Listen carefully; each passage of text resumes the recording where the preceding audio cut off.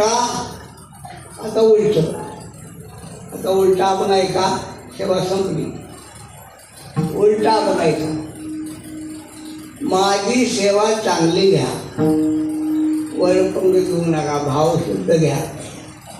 भाव शुद्ध सेवा घेतली तर त्या सेवेचा परिणाम काय होतो?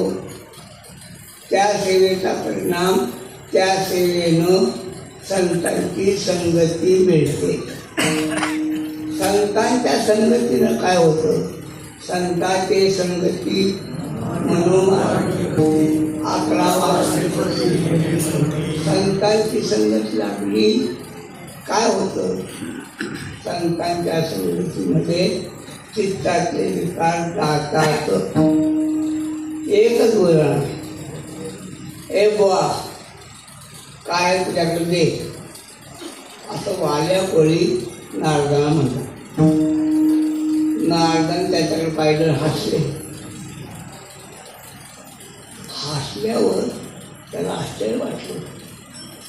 आत्तापर्यंत मी ज्यांना मारलं त्यांनी कुऱ्हाड बघितल्यावर घाबरत होते, हा पहिला तू हसतोय. त्याने विचारलं, हसतोयस का? नारद म्हणले, तुझ्या अज्ञानावर माझं अज्ञान कोणतं? अरे कोणासाठी करतोस? कोणासाठी म्हणजे घरच्या लोकांसाठी. ते लोक तुझ्या पापामध्ये सहभागी आहेत का? संत कसे बोलतात? का नसणार? तुझा भ्रम आहे, विचारून ये. बर मी विचारायला गेलो ना म्हणजे तू पळून जा. नाही, मला बांधून दे.